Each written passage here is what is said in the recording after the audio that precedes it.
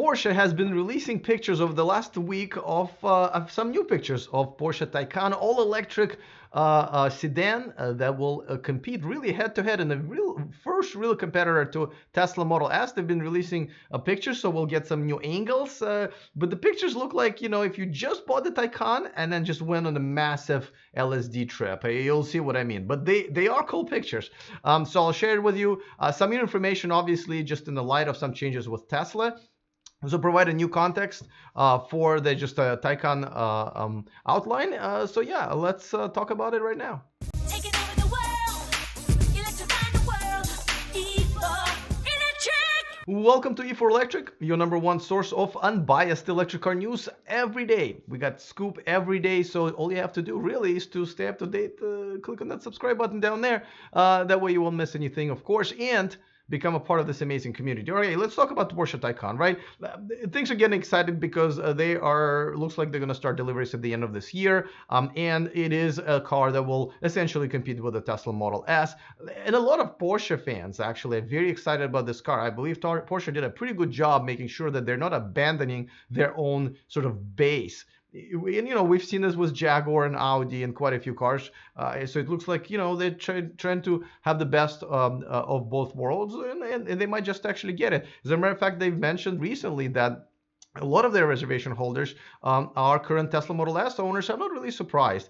As you know, they originally were planning for 20,000 production, and that's not bad for a brand like Porsche. It's not a big brand that'll make millions and millions of cars a year, so that's a good quantity. Then they said that they sold out for the first year, and there were rumors back and forth. And to be honest, I'm not even 100% sure if they are going to actually double that and plan on a 40,000 unit production for the first year. That would make sense, but again, it's production restraints and all that stuff. It's a big deal. Now, they've been releasing a bunch of pictures, almost none of them on their media side. So it's just been different. Porsche Twitter, it's just really weird how they're releasing these pictures. But then as I was looking at their media side, I've seen a couple of pictures I've never seen before, and this is one of them. Like, this is their picture of the Porsche Taycan, and it kind of looks like a version of Porsche Panamera. It looks almost nothing like the Mission E concept. Everybody loves Mission E concept, right?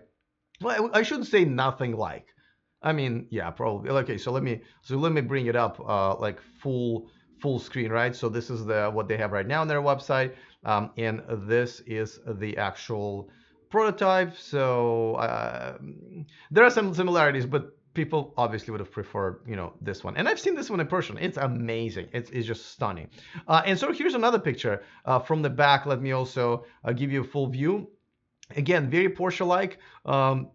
Obviously, the tailpipes are not going to be there. I'm assuming they're just trying to fool some people who are trying to spy on this car, or maybe they will. Like, who knows? Like, this could be part of the design. Actually, I probably shouldn't really say anything, but and there are quite a few spy pictures out there. Now, let me show you some of the other pictures that have been released, and we'll also talk about the specs a little bit as well. Before that, just want to quickly mention that this video on this channel is sponsored by Accelerate Auto, pretty much the only third-party solution for the extended service contracts for electric cars, including the Tesla Model 3, up to 125,000 mile coverage, only $100 deductible, and you guys, my audience, get an exclusive $100 off. There's a discount code in the description of this video. Make sure you figure out which state you're in, and then click on that link in the description of this video. But check it out. This is a really cool and a great alternative to Tesla and many other manufacturers' warranties. All right, so here's one of the pictures that they released, and this is what I was talking about, the LSD trip, right? It's like really surreal kind of a thing, and we are getting a little bit, kind of an interesting view on this. And I gotta tell you, there's probably going to be a bunch of people saying, you know what, I want it in that color. I want it to have wrapped or have that paint job for the car. Remember when Audi came out with the e-tron, and they had this cool kind of QR code like wrap, a camouflage wrap, and a lot of people say, I want that. I bet this is going to happen with this one. So here's another picture of it from the back. I got to tell you, like, I would like to get it in this color. It's really cool. I really love the color. And as you can see, like, some of the lines are a little bit more conservative. Not exactly what we had with the prototype, right? Here's the one that you can see it's a reflection in the I don't even know what it is. It looks like my living room slider door, but that's kind of cool. But it I kind of actually gives you the kind of a general view of what the car is going to look like. The next one is from the side, and I guess you can see a low clearance here for the and the way how the doors come all the way down to the bottom, but obviously it has was a mud protector, I think it's called, and the pretty cool wheels. I'm assuming those are like the biggest ones you can have. So gives you a little bit of more view of the curves. I really like this one. Kind of reminds me of the e-tron GT from Audi, right? But these are the curves on the back, and again, I'm kind of digging the wrap as well there. Here's another one from the front. Not really sure if this one is anything in particular. Just gives you like a bit of a look on the wheels and some of the lights up close and personal. And this one also tells us that they're not going to, at least for now, go with the side mirror cameras, right? I don't see anything built in there. I feel like there's a camera there somewhere on the bottom, but who knows? Now, this car is definitely going to be equipped in some, serious tech, and it's definitely going to compete with a Model S. So there's no sort of doubt about it. As a matter of fact, I'm looking forward to your comments because let me know if you guys are actually going to switch from the Model S to this car, or this would be your first electric car. Now, the stats, as you know, 90 kilowatt hour battery, probably realistically is going to be 250, 260 a mile range in terms of EPA.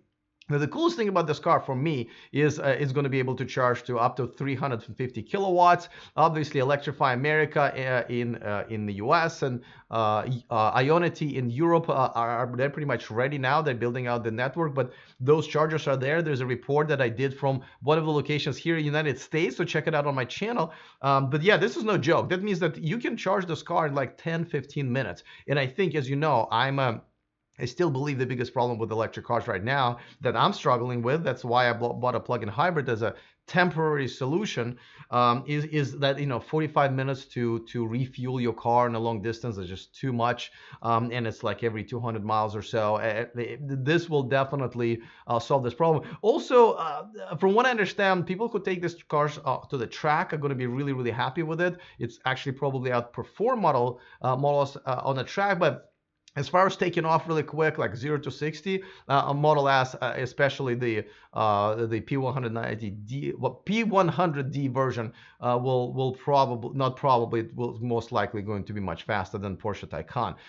Now, with Electrify America here, customers will also get 3 years of unlimited charging. I believe it's up to 30 minutes, which should be more than plenty.